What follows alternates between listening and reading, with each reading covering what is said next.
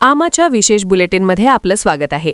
पाहूया विशेष बातमी. आमदार रोहित पवार यांनी पत्रकार परिषदेत केलेल्या दाव्यांवर राष्ट्रवादी काँग्रेसचे खासदार सुनील तटकरे यांनी रोखठोक प्रतिक्रिया दिली आहे.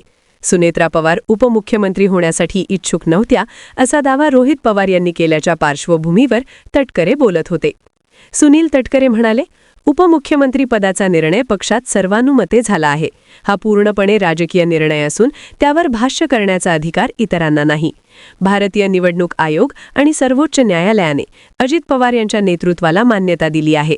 त्यामुळे निर्णय घेण्याचा अधिकार आमचाच आहे. एक असं आहे की कुठल्याही व्यक्तीला राज्याचा किंवा देशाचा मंत्री होत असताना 6 महिने त्या ठिकाणी त्या सभागृहाचा सदस्य होण्याचा अवधी त्या ठिकाणी असतो. अशा वेळेला इतर सभागृहाचं सदस्यपद त्यांच्याकडे असेल तर तेही कायद्याने ठेवता येतं. आपण त्याचं उदाहरणच बघू शकतात की आदरणीय दादा ज्या वेळेला 91ला लोकसभेचे सदस्य झाले त्यावेळेला श्रद्धेय पवार साहेब देशाचे संरक्षण मंत्री झाले. त्यावेळेला सुद्धा दादा राज्यामध्ये जाऊन राज्यमंत्री झाले सुधाकरराव नाईक साहेबांच्या मंत्रिमंडळामध्ये.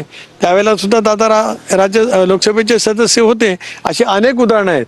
मी हे उदाहरण दादांचं दिलं का तर आज त्या परिवाराशी निगडीत असलेला प्रश्न आहे म्हणून मी त्या ठिकाणी उदाहरण दिलं. पहिल्या दिवसापासून राष्ट्रवादी काँग्रेस पक्षाची भूमिका राहिली की दादांसारखं देशातलं लोकोत्तर नेतृत्व, राज्याचे उपमुख्यमंत्री, विकासाचं दृष्टी असलेले नेतृत्व यांचं दुर्दैवी अपघातामध्ये निधन झालं. त्याची सखोल चौकशी, अशा पद्धतीचं विमान अपघात होतं त्याच्यासाठी ज्या तपास यंत्रणा आहेत देशामध्ये असतील किंवा जगभरामध्ये असतील त्यांच्यामार्फत ही चौकशी भारत सरकारने राज्य सरकारने करावी आणि त्यातील सत्य देशातील जनतेच्या पुढे आणावं.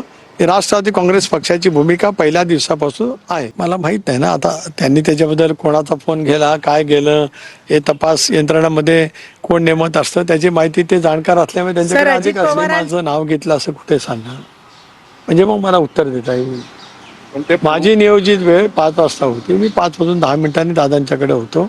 माझी 6:45-7 वाजेपर्यंत भेट संपली. ती भेट 3 दिवस आधी ठरलेली होती कारण 2 दिवस अगोदर दादा पुण्याच्या दौऱ्यावरती होते, मी रायगडच्या दौऱ्यावरती होतो. आमा चॅनलला लाईक करा, बातमीला शेअर करा, सबस्क्राईब फॉलो करायला विसरू नका.